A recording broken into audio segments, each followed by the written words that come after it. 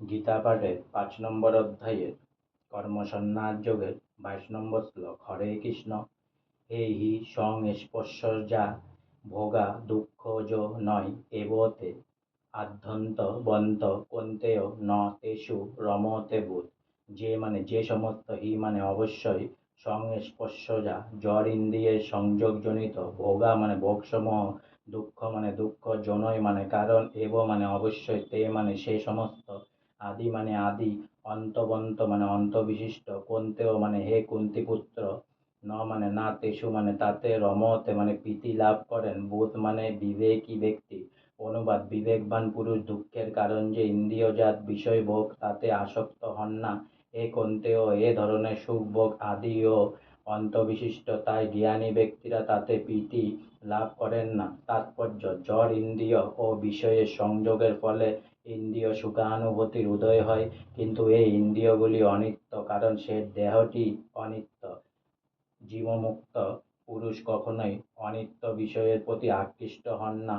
অপ্রাকৃত আনন্দের স্বাদ পাবার ফলে কিভাবে তিনি অনিত্য জড় সুখ ভোগের প্রয়াসী হতে পারেন? পদ্মপুরাণে বলা হয়েছে, রমন্তে যোগিন অনন্তে সত্যানন্দে চিদাম্মনি ইতি রাম পদেনাশ পরং ব্রহ্মা বিধীয়তে।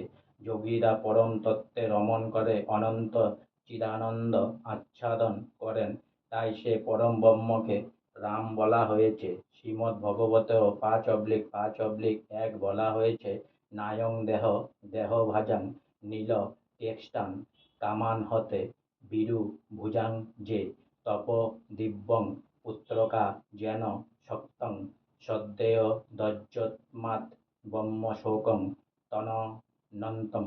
হে পুত্রগণ, মনুষ্য শরীর প্রাপ্ত হয়ে জড় ইন্দ্রিয় সুখ ভোগ করার জন্য অক্লান্ত পরিশ্রম করার কোনো প্রয়োজন নেই।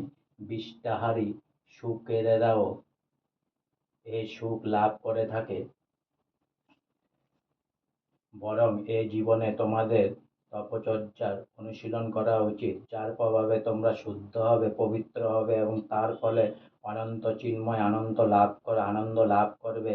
তাই যথার্থ যোগী ইন্দ্রিয় সুখের প্রতি আকৃষ্ট হন না, যা হচ্ছে অপ্রতিহত ভবরোগের কারণ। জীবের ভোগাসক্তি যত বেশি হয়, ততই সে জাগতিক ক্লেশের বন্ধনে আবদ্ধ হয়। আজকে আমার গীতা পাঠের ৫ নম্বর অধ্যায়ের কর্মসন্ন্যাস যোগের ২২ নম্বর শ্লোক এখানেই সমাপ্ত হলো। তাই অনেক অনেক সাবস্ক্রাইব করুন, অনেক অনেক লাইক করুন, অনেক অনেক ভালো থাকুন, অনেক অনেক সুস্থ থাকুন, অনেক অনেক আনন্দে থাকুন, অনেক অনেক হেল্প করুন।